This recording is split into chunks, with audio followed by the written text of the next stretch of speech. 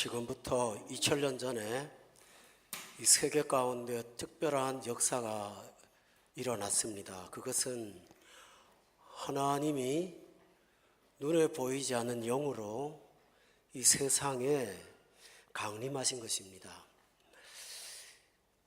세상에 오신 영이신 하나님은 세상 안에 거하지 않고 예수님을 구원의 주님으로 영접한 각 사람 그 내면에 거주하시게 되었습니다.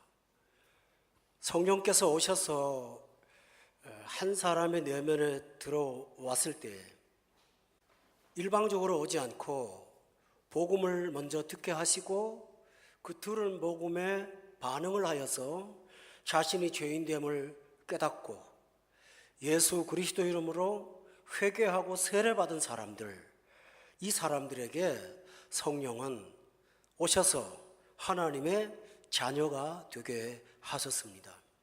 이것은 온 세상의 모든 사람한테 일어나는 일이 아니고 특별한 사람들에게, 우리와 같은 사람들에게 일어난 특별한 일입니다.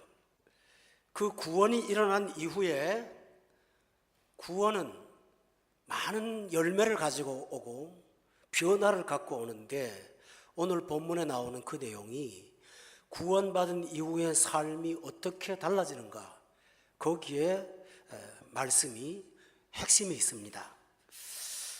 이 본문의 말씀은 우선 첫째로 예수 믿는 사람이 누구인가를 알려주는 매우 중요한 시금석입니다.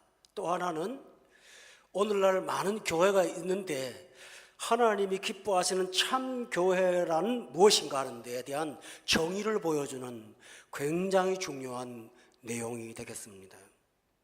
목회를 하는 목회자도 이런 교회를 이루기 위한 목표를 갖고 목회를 해야 되겠고, 성도들도 교회에 대한 모델과 이상이 바로 이 본문을 근거해서 이런 교회가 되기를 원합니다 라고 마음을 먹어야 됩니다. 또 하나, 세 번째로 중요한 사실은 구원은 한 개인의 변화와 교회의 새로운 탄생뿐만 아니라 이 세상의 변화를 가져온다는 것입니다. 오늘 사람들은 교회의 변화를 바라는 불신자는 없습니다. 한 사람이 구원받기를 원하는 불신자는 없습니다만 불신자도 원하는 게 있습니다. 내가 살고 있는 세상이 좋은 세상이 되기를 바라는 것입니다. 그래서 좋은 세상에 대한 각자 나름대로 이상과 견해를 가지고 정치도 하고 경제생활도 하고 주장도 하고 철학도 만들고, 또 여러분들은 이렇게 사는 게 아름답고 행복한 세상이야 하고 여러분 나름대로 목표를 정하고 결혼하고 그렇게 살고 그러고 있습니다. 그러나 하나님이 원하시는 구원의 삶이 세상에 적용되지 않으면 사람들이 쫓았던 것들은 전부 다 우상이요, 또 하나 중요한 사실은 그 우상이 여러분을 불행하게 만들 수밖에 없다는 사실입니다. 그런데 오늘 본문은 이 세 가지 내용이 참된 것이 무엇인지를 보여주는 대단히 중요한 내용입니다. 다시 말씀드리면 예수 믿는 사람이 누군가, 또 하나는 정말 귀한 교회가 어떤 것인가, 세 번째로는 변화될 이 세상은 어떻게 해야 변화될 것인가 라는 데 대한 하나님의 해답이 오늘 본문에 나오는 매우 중요한 내용입니다. 아마 교회를 설립하는 분들이나 목회를 시작한 분들이나 교회 직분자들이라면 오늘 본문을 통해서 교회의 이상을 바라봐야만 여러분 모두가 다 옳지 않겠습니까? 이것은 대단히 중요한 내용입니다. 저 어릴 때 시골 교회를 다녔는데, 시골 교회 어른들 주일날 예배 때 옷을 입고 오시는데 위에는 양복을 입고 아래는 한복 바지를 입고 오셨습니다. 양복 한 벌을 맞춰서 오랫동안 입다 보니 바지는 떨어졌는데 윗도리는 안 떨어집니다. 그래서 그렇게 입던 사람이 많아지기 시작하면서 그게 시골 교회 유행이 돼갖고 양복 해서 입고 바지는 안 입고 양복 위에다 한복을 걸쳐 입는 것이 하나의 전통들이었고 장로님들은 다 그러고 다녔습니다. 저도 그게 예복인 줄 알았습니다. 무엇일까요? 그것은 옳고 그른 문제는 아니지만 보고 자라는 것이 한복과 양복의 어울림이 표준인 줄 알았던 사람들에게 이 세상 사람들은 그렇게 살지만 외부 사람들이 볼 때는 그게 정말 이상하게 보이지 않았겠습니까? 오늘 신자들이 바로 세상이라는 바지를 입고 위에는 성경이라는 옷을 입고 있는 가분수적인 모습을 갖고 있다면 잘못을 떠나서 그것은 우리 자신들이 결코 신앙생활을 통한 행복을 그리고 기쁨을 열매를 누리지 못한다는 사실입니다. 그래서 오늘 본문은 너무너무 중요하기 때문에 저와 여러분이 이 말씀을 함께 공유하면서 하나님이 기뻐하시는 삶이 무엇인지를 살펴보아야 될 필요가 있습니다. 우선 첫째로 이들의 특징은 뭘까요? 예수 믿는 사람은 이름이 있습니다. 42절로부터 47절에 보면 두 가지 이름이 나옵니다. 첫 번째 이름은 41절에 보면 신도라고 되어 있습니다. 개역 한글에 보면 제자라고 되어 있어요. 이 신도라는 번역은 결코 정확한 표현이 아닙니다. 정확한 표현은 제자라고 되어 있습니다. 여러분, 교인도 있고 기독교인도 있고 예수 믿는 사람이라고도 말하지만 가장 중요하고 핵심적인 단어는 여러분과 제가 예수님을 따라가는 제자가 되어야 되는 것입니다. 따라서 우리 예수 믿는 사람은 교회만 오는 것이 아니라 와서 예수 믿고 그분의 제자가 되어야만 참 교회의 구성원이 될 수가 있습니다. 그렇다면 여러분과 제가 추구해야 될 길 뭘까요? 제자가 되어야 되는 것입니다. 또 하나 중요한 호칭은 본문 47절에 보니까 그들은 구원받은 사람들입니다. 이것이 굉장히 중요합니다.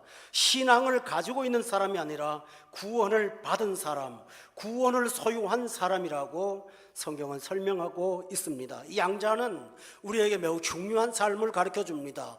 예수님을 따라갑니다. 그리고 예수님 때문에 구원받은 사람입니다. 이 사람이 바로 하나님의 사람이요 새로운 기독교인의 참 모습이 되겠습니다.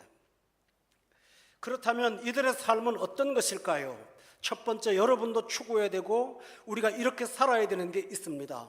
오늘 본문은 아니지만 41절을 보시면 이 사람들의 특징이 또 하나 나오는데 그 말은 그 말을 받은 사람이란 뜻입니다.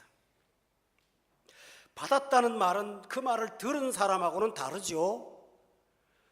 들은 사람은 듣고 말았지만 받았다고 하는 것은 수용하고 그 말씀을 생의 기초로 삼았다라는 말이 되겠습니다.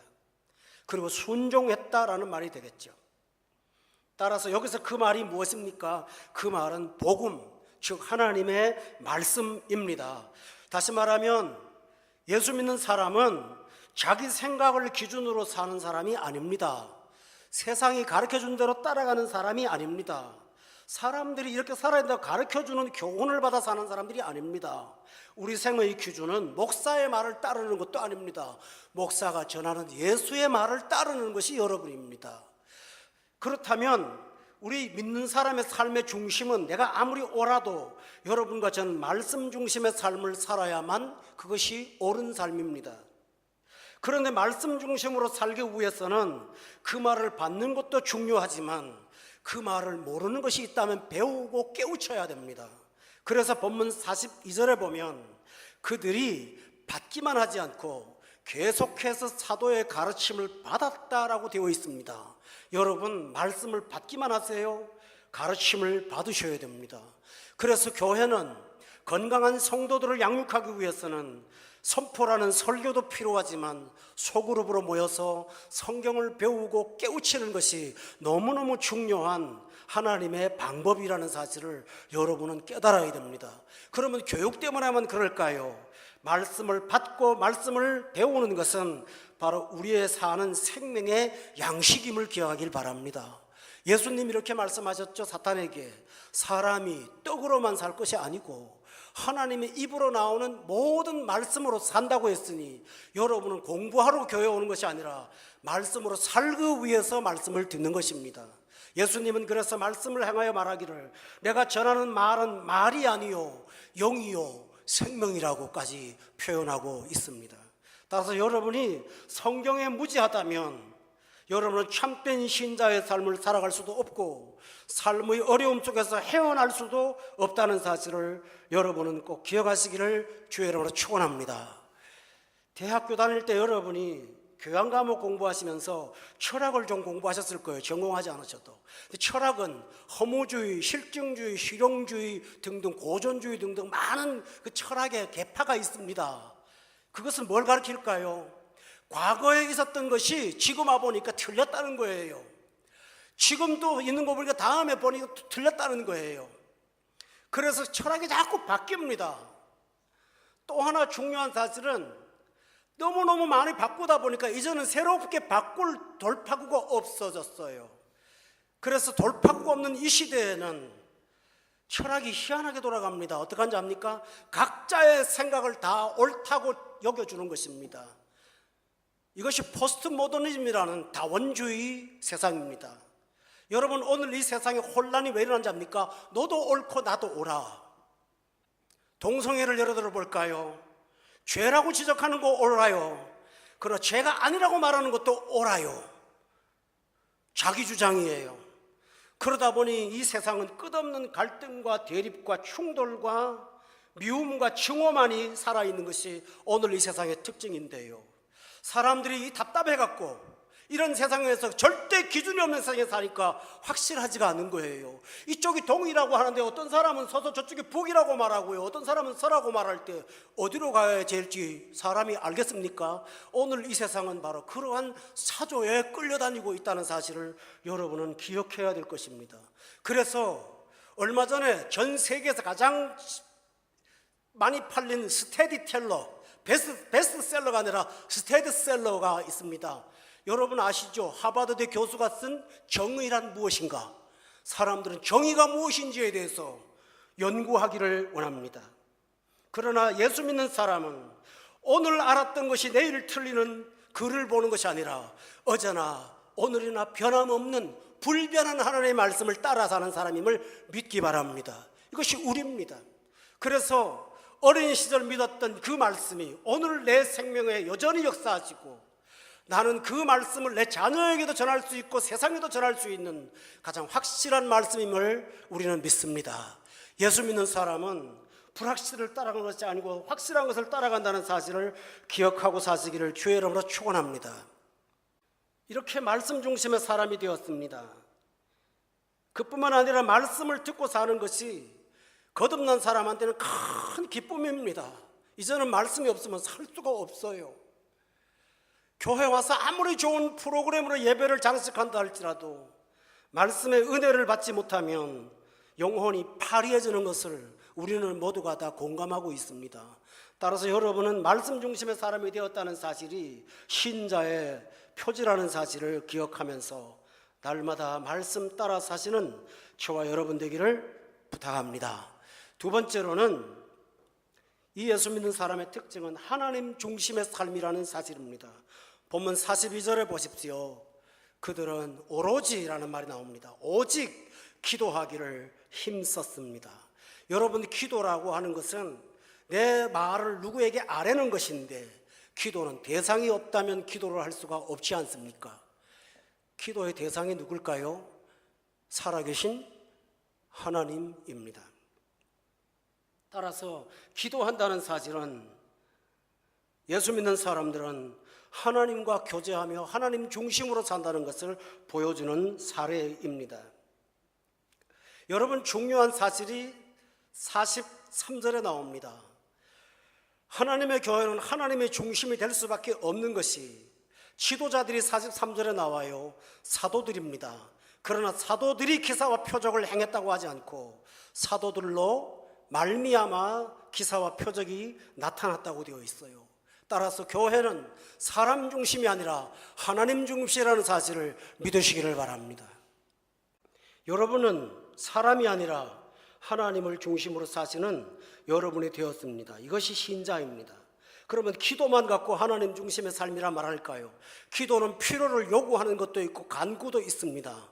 그러나 하나님과의 관계는 그것은 반쪽입니다. 본문 47절에 보면 그들은 하나님을 찬미하며 살았다고 되어 있습니다. 이것은 굉장히 중요합니다. 기도와 찬미는 하나님 앞에 간구하고 그 반응으로 하나님을 기뻐하는 것입니다. 따라서 모든 생은 필요할 때마다 하나님을 찾는 것이 아니라 어떤 날이든 하나님 중심으로 사는 사람들, 바로 이런 사람이 참된 신자라는 사실을 오늘 본문이 보여주고 있습니다. 여러분, 느헤미야는 이런 말을 했어요. 여호와를 기뻐하는 것이 너희의 힘이니라.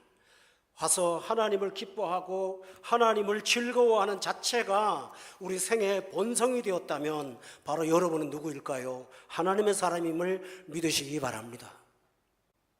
제가 군대 생활을 철책에서 했는데요, 여자분들은 잘 모르시겠지만 철책은 지금은 모르겠어요. 근데 밤마다 우리 남쪽과 북쪽에서 음악을 틉니다.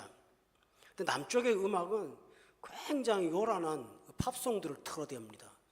듣기가 거북할 정도로. 북한에서 흘러나오는 노래는 굉장히 경건하고 거룩합니다. 어떻게 찬송가가 저기서 흘러나오나?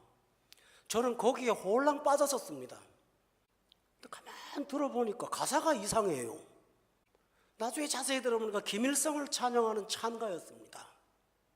찬송가의 곡조에다가 가사만 바꾼 것들이 참 많았어요. 소련의 음악을 따왔더라고요. 저는 그걸 보면서 이 세상의 문제는 사람을 칭송하고 사람이 중심이 되었을 때 문제가 되었다는 사실을 발견합니다. 신앙생활을 하면서 여러분, 사람보다 하나님 중심으로 살아가시는 여러분이 꼭 되시기를 바랍니다. 이것이 참 신자입니다. 그리고 하나님을 기뻐하시며 사는 것이 우리의 본성이 되어야 될 것입니다. 세 번째로, 특별한 구원 이후의 삶의 사람들은 어떨 것인가? 42절에 보시면 서로가, 여기서 중요한 사실은 하나님 다음에 서로가 누굽니까? 사람과 사람입니다. 여러분, 그 십자가 있죠? 어떤 분이 그렇게 설명하더라고요. 횡으로는 사람, 수직으로는 하나님. 수직만 있으면 위태롭고 옆에만 있으면 인생이 빽이라고 그러더군요. 뭐든지 다 빠진다고요. 그분의 농담이겠지만 중요한 것은 십계명의 실천이 뭡니까? 십계명의 핵심이 먼저 주 너의 하나님을 사랑하고 또한 내 이웃을 내 몸처럼 사랑하는 것이라고 했어요. 따라서 오늘 본문에 하나님 중심으로 사람들은 42절에 보니까 가르침을 받아서 서로 교제했다고 되어 있어요. 여기 중요한 사실은 교제라는 말입니다. 많은 신자들이 교제하는 것을 인간적인 교제와 동일시하는 경향이 있습니다. 그런데 그들은 교제할 때마다 특별한 일을 하나 했습니다. 그것이 무엇인지 아세요? 42절에 보면 서로 교제할 때 떡을 떼었다고 되어 있습니다. 그 말은 46절에도 보면 떡을 떼었다는 말을 구별하고 있습니다. 46절에 보면 분명히 먹고라는 말을 구별하고 있습니다. 근데 뗀다는 말을 왜 구별할까요? 이것은 여러분이 금방 아실 거예요. 성찬식을 가리키는 것입니다. 그들은 모일 때마다 우리가 한 형제인데 예수님의 살과 피를 나눈 그 십자가의 생명을 나누어진 하나님의 자녀들이라는 사실을 그들은 항상 잊지 않기 위해서 성찬을 시행하면서 우리가 하나님의 사람이요 십자가의 은혜로 구원받는 사람이라는 사실을 그들은 날마다 모일 때마다 확인했습니다. 이것이 굉장히 중요한 내용입니다. 여러분 기억하십니까? 예수님께서 마지막 만찬에 제자들을 모아놓고 성찬식을 하시면서 이 떡을 먹고 마실 때마다 나를 기념하라고, 그리고 이것을 행하여 나를 기념하라고 지시하셨습니다. 우리가 꼭 성찬식을 하지 않는다 할지라도 모일 때마다 여러분은 십자가의 피로 한 형제가 되었음을 기억하시고 살아가시기를 바랍니다. 이것이 하나님의 자녀된 도리입니다. 그들은 본문 46절에 보면 어떻게 교제했을까요? 마음을 같이해서 모이기를 힘썼다고 되어 있습니다. 여러분이 가족들이 다 있으시죠? 가족의 특징은 만나고 싶은 것입니다. 여러분, 예수 믿는 사람이 성찬을 하면서 떡을 떼는 마음의 가세로 만난다는 건 뭘까요? 서로가 만나고 교제하는 걸 굉장히 좋아하는 거예요. 그래서 46절에 보니까 모이는 것을 좋아했다고만 하지 않고 모이기를 힘썼다고까지 되어 있습니다. 그리고 44절에 보세요. 믿는 사람은 다 함께 있었다라고 되어 있죠. 이것은 굉장히 중요한 구원의 증거입니다. 여러분, 구원받기 전에는 사람은 어릴 때는 몰라요. 그러나 자라면서 성장하면서 항상 모든 사람은 사람에게 적대적입니다. 경계합니다. 에베소서 2장에 보면 인간과 인간 사이는 본성적으로 담이 있다고 기록되어 있습니다. 사람은 담을 쌓기를 좋아합니다. 부자와 가난한 자는 스스로를 구별합니다. 어떤 남태평양에 섬과 섬이 있었대요. 근데 섬과 섬이 이쪽 섬에는 물이 나고 이쪽 섬에는 쌀이 나는데 서로가 교량만 연결하면 먹고 사는데 참 서로가 수월합니다. 그래서 정부에서 특별 기금을 만들어 갖고 돈을 보냈어요, 섬에다가. 그런데 이 섬에서 다리를 안 만들고 그걸 갖고 서로를 방어하기 위해서 성벽을 쌓았어요. 더 힘들죠, 그러니까. 실제로 있었던 사례입니다. 오늘 이 세상 사람들은 가지고 있는 자원들을 갖고 이웃과 교류하기보다는 이웃과의 관계를 보호하기 위해서 담을 쳐놓는 경우가 얼마나 많은지 몰라요.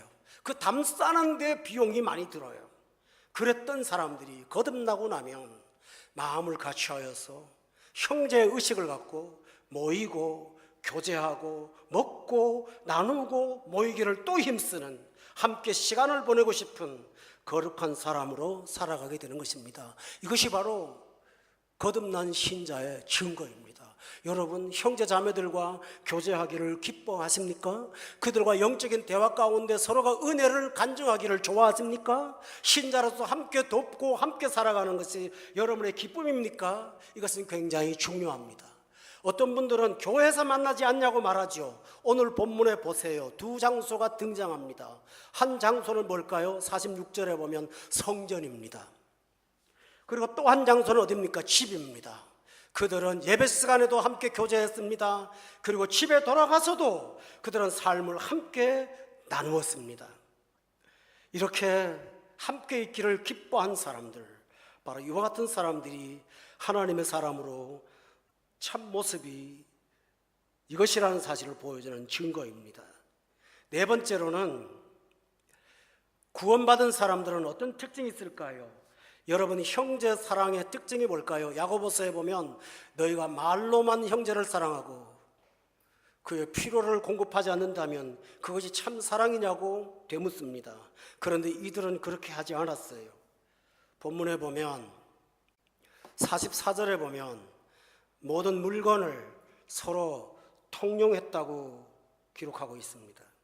45절에 보면 재산과 소유를 팔아서 각 사람의 필요를 따라서 나누어 주었다고 했습니다. 여러분, 여기 기억할 사실은 사유재산을 인정하지 않는 것이 아닙니다. 이것은 핵심이 있습니다. 본문 45절에 보면 무조건 재산을 내놓지 않고 그 사람들은 필요를 주목하기 시작했습니다. 이것은 굉장한 변화입니다. 우리가 거듭나기 전에는 물질관이 어떻게 하면 내 것을 소유할 수 있는가의 관점을 갖고 다 대합니다. 어떻게 하면 내가 손해보지 않는 쪽인가에 대해서 거기에 온갖 신경을 다 씁니다. 내 필요와 내 미래의 필요까지 나는 관심을 가집니다. 그런데 거듭난 사람들은 형제의 필요를 주목하기 시작했습니다. 이것은 굉장히 중요합니다. 옛날에 막스 엥겔스 공산주의 이론을 창시한 그 사람들, 이 사람들이 이 성경을 근거로 해서 공동분배, 공평한 분배라는 사회 하나의 그 지도 현상을 만들었습니다. 이것은 사람들한테 굉장히 매력적인 것이었어요.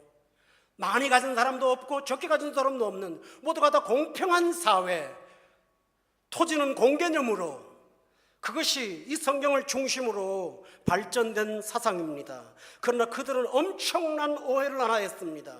이 필요를 나눠주는 것이 권력과 공권력으로 강제한 사실이 아닙니다.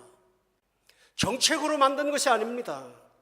거듭나서 구원받은 사람의 속에는 성령의 감동으로 일어나는 거듭난 결과이지 정책의 결과가 아니라는 사실입니다. 오늘 사랑하는 교회 여러분, 찰스 웨슬러라고 하는 감리교 목사님은 여러분 진심으로 회개했다면 여러분의 지갑도 회개했습니까? 라고 물어보았다고 합니다. 우리가 필요를 주목한다는 사실이 얼마나 중요합니까? 참으로 거듭나면, 사람이 달라지면 이 세상도 자유로워집니다. 이기심 때문에 고통받는 사람들이 많이 사라질 것입니다. 오늘 우리 주변에는 나처럼 경쟁대열에 동일한 조건으로 참가할 수 없는 사람들이 많이 있다는 사실을 여러분은 기억하십니까? 좋은 부모 만나서 정상적으로 학교를 가신 분도 있지만, 머리는 똑똑하지만 여러 가지 상황 때문에 가정 형편으로 해서 어린 시절에 어떻게 할 수 없는 제약 때문에 삶이 제약받은 사람들이 있다면, 우리는 우리의 유익과 우리의 장점들을 그들에게 나누어 줘야 될 필요가 있는 것입니다. 이것이 바로 신자가 해야 되는 일이라는 사실을 믿으시기를 바랍니다. 사랑하는 교회 여러분, 여러분의 주변에 고통받는 이웃들에게 우리의 삶이 열어지는지를 한번 주목해 보십시오. 이 결과 때문에 초대교회는 굉장히 가난했지만 아주 아름다운 일들이 벌어졌습니다. 그것이 뭔지 아세요? 4장 32절을 한번 찾아보시죠. 4장 32절에 보면 똑같은 내용이 계속 반복되는 것은 여전히 그 일이 중단되지 않았다는 사실을 말하는 것입니다. 4장의 32절에 보면 다 같이 한번 읽어보십시오. 32절에 시작. 한 마음과 한 뜻이 되어 모든 물건을 서로 통용하고 자기 재물을 조금이라도 자기 것이라 하는 이가 하나도 없더라. 여러분, 그들이 재물을 아끼지 않고 내어놓을 수 있었던 것이 뭡니까? 내꺼, 내꺼, 내꺼 그러지 않았다는 사실입니다.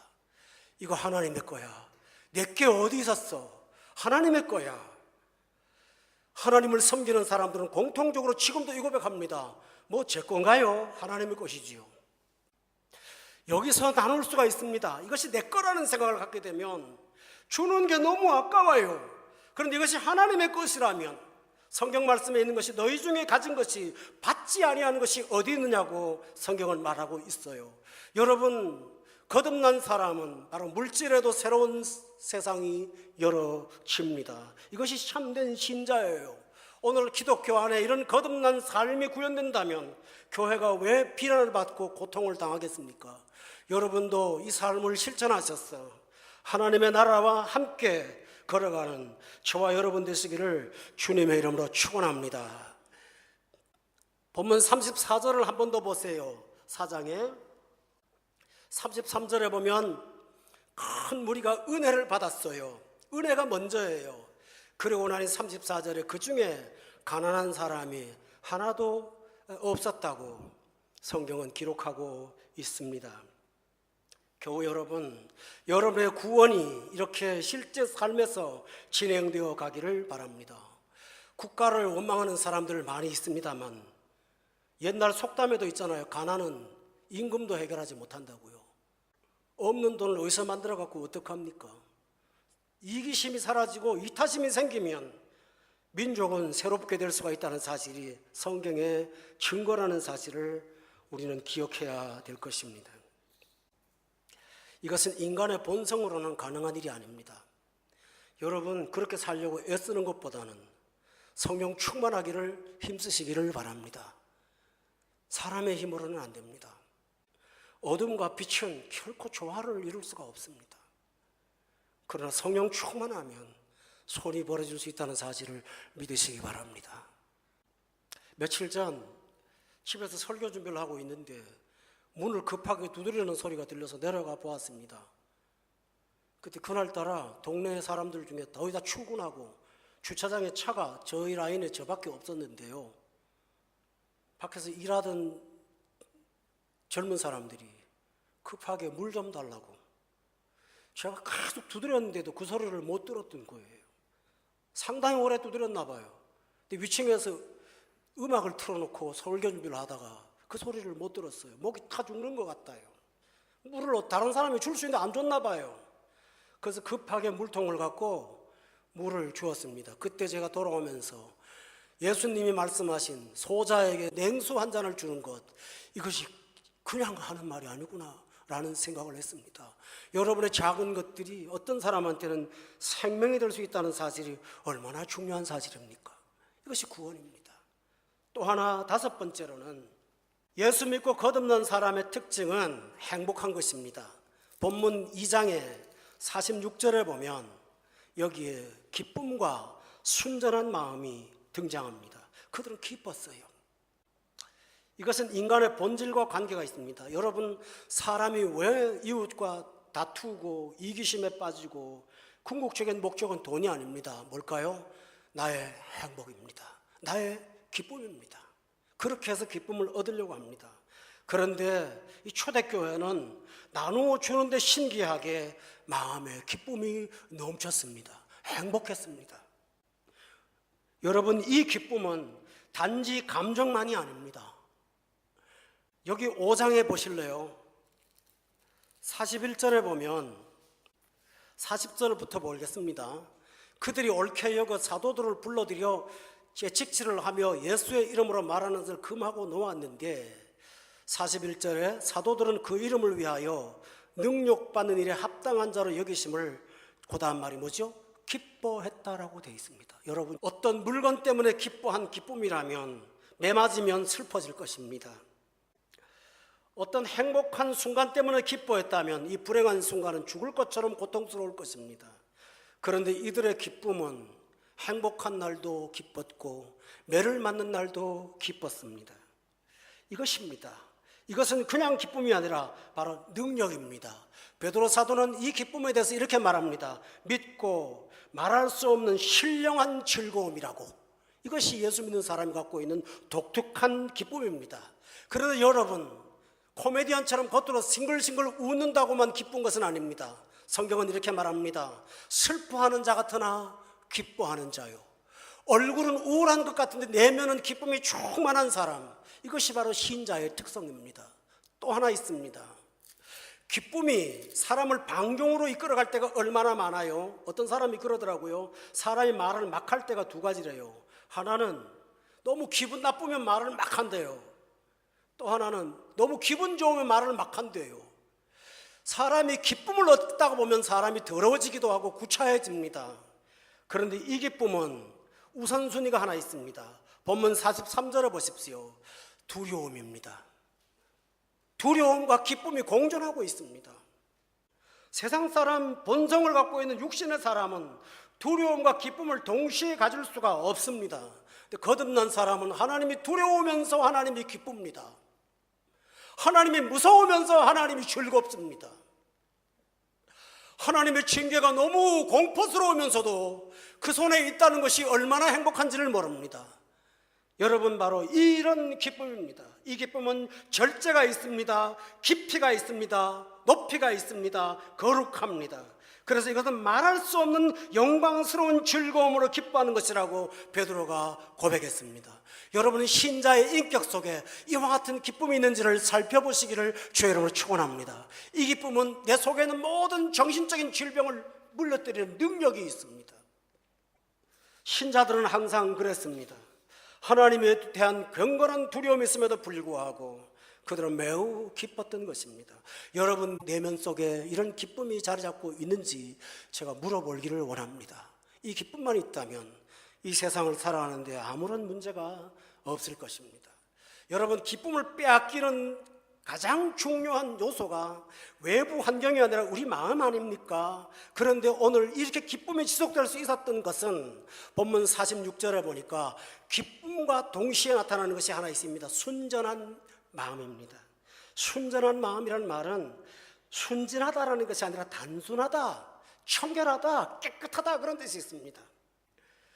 온갖 복잡한 일이 많이 발생하지만 내 중심에 하나님이 계신다는 그 사실 하나만 붙잡았기 때문에 마음이 단순해지는 것입니다. 이것이 순전한 마음입니다. 기쁨은 복잡한 마음은 가지고는 안 됩니다. 시편의 기자는 이 순전한 마음을 일컬어서 우리 내면에 시온의 대로가 있는 것이라고 말했어요. 여러분, 이 순전한 마음은 어디서 생길까요? 주님이 나의 전부입니다. 세례 요한이 제자들을 보내서 감옥에서 예수님께 물었어요. 오실 그이가 당신입니까? 아니면 우리가 오실 자를 기다릴까? 근데 오늘 신자들이 이런 똑같은 이야기들을 되풀이하고 있다고 유진 피터슨이라는 분이 말했어요. 예수로 만족하지 못하고 예수가 있음에도 불구하고 다른 것을 찾는 것이에요. 그러나 이런 순전하지 못한 마음은 평안이 없습니다. 주님이 나의 전부라고 고백하는 순전한 마음을 갖고 있을 때 우리의 마음은 참 기쁨으로 가득 채워질 수 있다는 사실을 믿으시기를 바랍니다. 여러분, 이런 기쁨이 우리 교회 안에 충만하시기를 저는 늘 기도하겠습니다. 할렐루야.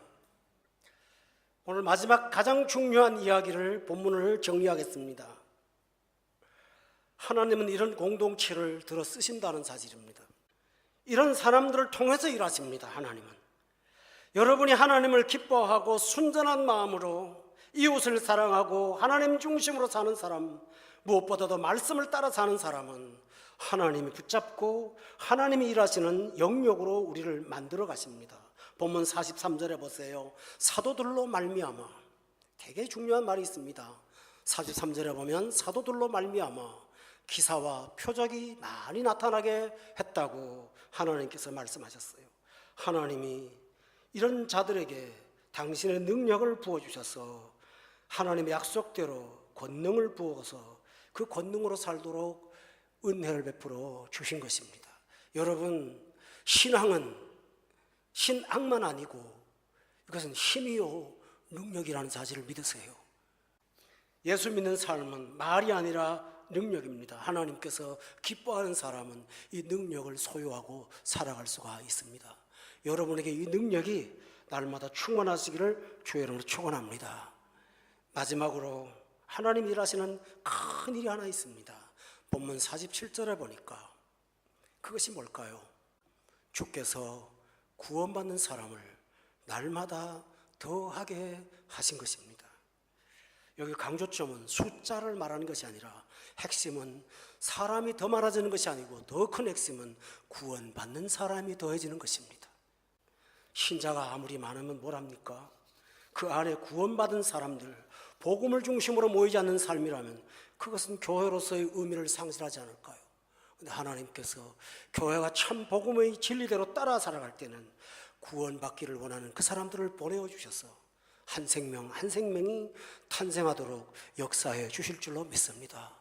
여러분과 제가 사는 삶이 하나님 주신 이 열매로 충만하셔서 우리가 손을 잡는 사람들이 바로 구원으로 인도하는, 이끌어가는 바로 저와 여러분이 되시기를 주의 이름으로 축원합니다.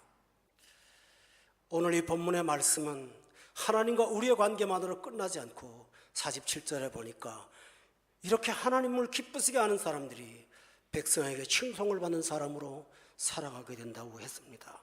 여러분, 말씀을 정리하겠어요. 오늘 저는 서두에서 그리스도인의 참 정체성이 무엇인지, 두 번째로는 참 교회가 무엇인지, 세 번째로는 구원의 삶이 무엇인지를 보여준다고 말씀했어요. 오늘 여러분 이렇게 살 수 있는 딱 한 가지 비결이 있다면 여러분이 무엇을 하기 전에 한 가지 할 게 있습니다. 그것이 뭘까요? 우리를 위하여 십자가에서 당신의 몸을 주신 예수 그리스도를 구원의 주로 영접하고 성령 받는 것입니다.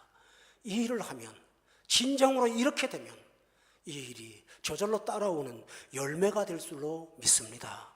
여러분에게 그와 같은 은혜가 넘치시기를 예수 이름으로 축원합니다. 기도하겠습니다.